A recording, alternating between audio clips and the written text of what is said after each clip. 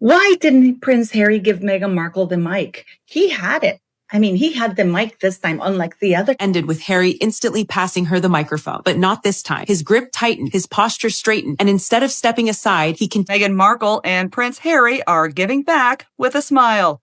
The Duke and Duchess of Sussex appeared on stage together. Something happened on that stage that wasn't supposed to be noticed.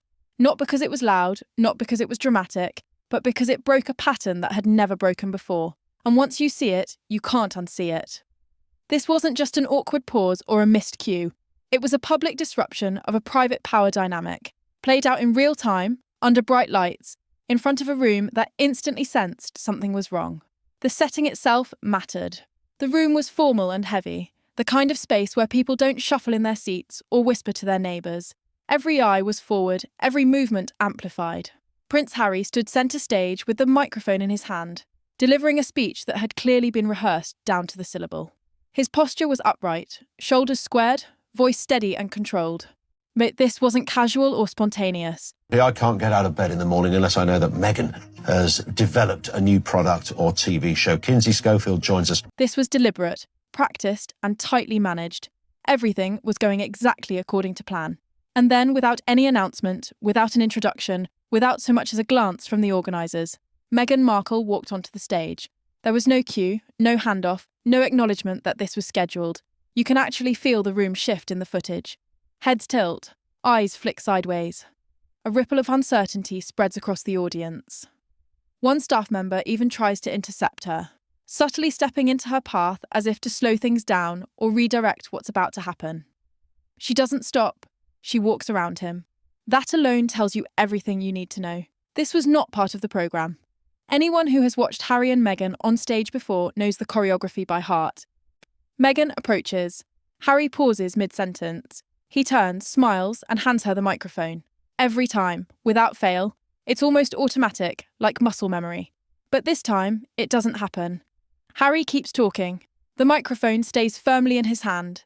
And if you watch closely, his grip actually tightens. His knuckles adjust. His arm stiffens.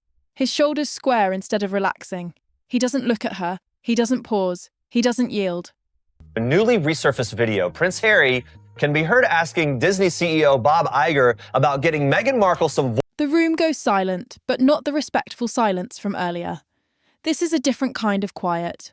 The wrong kind. No applause, no laughter, no polite acknowledgement to smooth things over. Just discomfort, thick and unmistakable, hanging in the air while everyone waits for something that never comes. Then Meghan does what she's done dozens of times before. Happened on that stage? Why are they hiding the footage I'm about to show you? Why? Why are they trying to sell this? She places her hand on Harry's back. If you've seen their previous appearances, you know exactly what that gesture means. It's a cue, a signal, a non-verbal instruction that says, now. Historically, it works instantly. Harry steps aside. The microphone changes hands. The spotlight shifts. But this time, nothing happens. Her hand stays there for a beat too long, then another. Harry doesn't respond. He keeps speaking, eyes forward, voice steady, acting as if the signal never occurred at all. This is the first documented moment where the pattern fails, and that's why it feels so uncomfortable. Everyone in the room senses it. Something expected didn't happen, and no one knows how to fix it. Watch her face closely. The smile stays, but it hardens. Her expression tightens in that way people do, when they're trying to maintain composure while recalculating in real time. This isn't relaxed confidence, this is forced control. Seconds stretch. What should have been seamless turns into a quiet standoff under the lights. Eventually, she does the unthinkable in their usual dynamic. She steps back, not dramatically, not angrily, slowly, deliberately, like someone conceding a move they never thought they'd have to give up. Are starting to connect, and they are not subtle. Shock, shock, horror. The report. It's only a few steps, but they feel heavy, because everyone watching knows exactly what those steps mean. You'd think this moment would dominate coverage the next day. It doesn't. By morning, the footage is gone from mainstream reporting. In its place are carefully selected still photos with perfect angles and polished smiles, telling a story of unity and success. There's no video of the microphone moment, no analysis of the freeze, no mention of the failed handoff, just harmony. But the internet doesn't work like that anymore. Raw clips surface. Unedited, grainy, real, and they explode. Millions of views, thousands of comments, all repeating the same observation. Something was off. That's when it becomes unsettling, because there are now two versions of the same night. One version, pushed by major outlets, shows a confident couple aligned and composed. The other, circulating online, shows tension, resistance, and a power shift unfolding in real time. You cannot watch both and honestly claim they show the same reality. And that raises a bigger question. If this moment was scrubbed so thoroughly, the witness describes Harry being told that if he left, he would never see his children again, not as a legal how many others have been quietly rewritten before the public ever saw them? The microphone moment also exposes something deeper about Harry himself. Officially, he's no longer a working royal. Titles reduced, duties gone. He's supposed to be just another private citizen, and yet he's still introduced as Prince Harry, still treated with deference, still given platforms that suggest influence. He exists in a strange in-between state, simultaneously in and out. That contradiction fuels attention, but it also erodes clarity. And on that stage, it looked like a man trying, for once, not to disappear behind someone else's presence. Behind the scenes, this tension reportedly extends far beyond public appearances. Sources close to the couple have long suggested deep disagreements over their children's future. Why are we being lied to? Why won't they show us the truth? He's no longer a working member of the royal family, particularly where they should grow up and be educated. Harry has spoken about legacy, tradition, and maintaining a connection to Britain. Meghan has emphasised distance, privacy, and raising their children in California. That's not a small disagreement.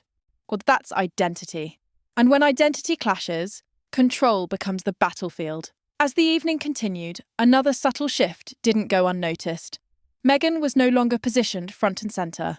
She was seated to the side, visible but no longer focal. There was no announcement and no explanation.